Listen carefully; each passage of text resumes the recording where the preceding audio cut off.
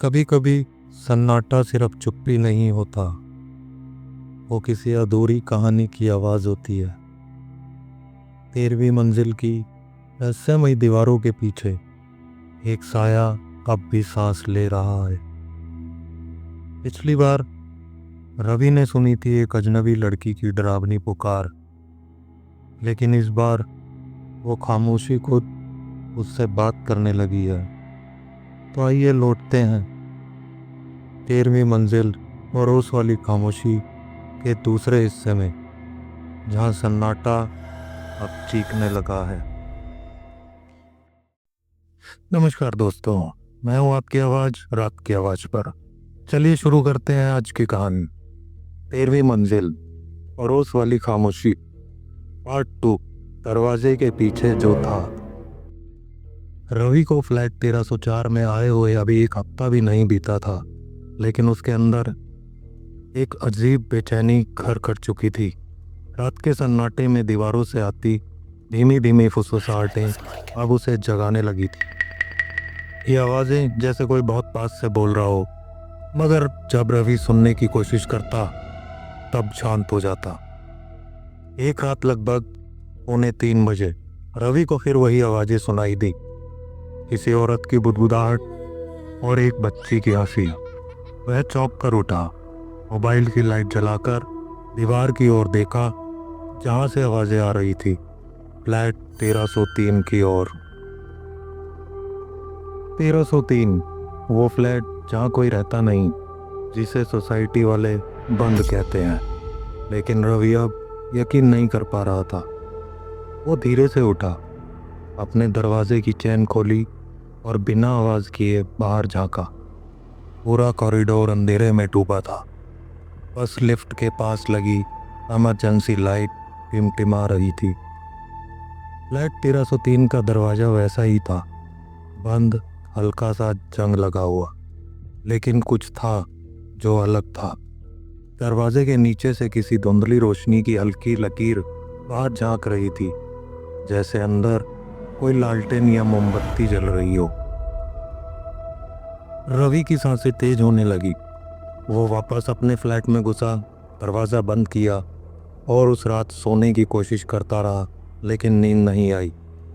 अगले दिन सुबह उसने सोसाइटी के चौकीदार हरीराम से पूछा, भाई साहब, 1303 में पहले कोई रहता था क्या? हरीराम ने एक लंबी सांस ली, फिर बोला, बहुत पुरानी बात है साहब। एक औरत थी नेहा, अकेली रहती थी अपनी छोटी बच्ची के साथ। पति छोड़ गया था। कहते हैं उसने, मतलब दोनों ने वहीं। हरिराम की आवाज़ धीमी हो गई। क्या? रवि ने पूछा। फांसी लगा ली दोनों ने। पुलिस आई थी, उसके बाद से वो फ्लैट खाली है। कोई लेना नहीं चाहता। 1-2 किराएदार आए भी थे, लेकिन एक रात में ही भाग गए। रवि का दिल जोर जोर से धड़कने लगा। वही औरत और बच्ची, क्या वही थी जो उसे सुनाई दे रही थी? उसी रात रवि ने तय किया कि अब वो चुप नहीं बैठेगा। उसने अपने कमरे में एक पुराना वॉइस रिकॉर्डर रखा और रिकॉर्डिंग ऑन करके सो गया। सुबह उठते ही सबसे पहले उसने रिकॉर्डिंग चेक की। पहले कुछ मिनट शांत थे, फिर अचानक, मम्मी, वो अंकल फिर देख रहे हैं। एक मासूम सी आवाज़, और फिर किसी औरत की फुसफुसाहट। शांत हो जाओ, वो सुन लेगा। रवि की उंगलियां कांपने लगी। वह रिकॉर्डिंग लेकर सीधा सोसाइटी ऑफिस में गया, लेकिन वहां का सीसीटीवी खराब निकला। शाम को रवि ने अपने सामने वाली पड़ोसी, उस लड़की से बात करने की कोशिश की जिसे वो आते जाते देखता था, लेकिन कभी प्रॉपरली मिला नहीं। दरवाजे पर दस्तक दी।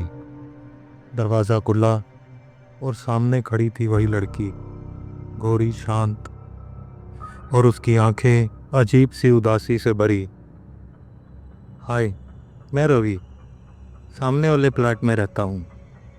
लड़की ने सिर हिलाया। जानती हूँ, आवाज़ें आती हैं ना। रवि चौंका। तुमने भी सुनी है? लड़की ने कहा। मैंने नहीं, मैंने महसूस किया है।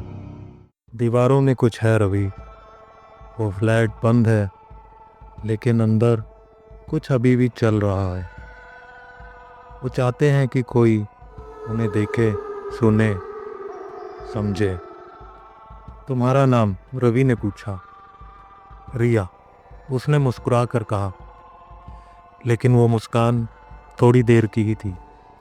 रिया ने कहा, अगर तुम सच में जानना चाहते हो कि 1303 में क्या हुआ था, तो तुम्हें उस कमरे के अंदर जाना होगा। रवि डर और जिज्ञासा के बीच झूल रहा था। रिया बोली, मैं तुम्हारे साथ चलूंगी, लेकिन एक बात याद रखना, जो दरवाज़ा खोलोगे वो बंद नहीं होगा, तुम्हारे लिए नहीं। कहानी जारी रहेगी पार्ट 3 में, 1303 का दरवाज़ा। जिस पड़ोस की खामोशी ने रवि को डराया, शायद वो एक इत्तेफाक नहीं था। लेकिन जब दीवारें जवाब देने लगे, तो समझ लो तुम अकेले नहीं हो।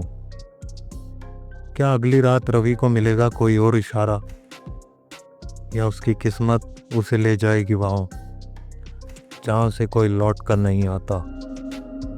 जवाब मिलेगा 13वीं मंजिल पार्ट 3 में।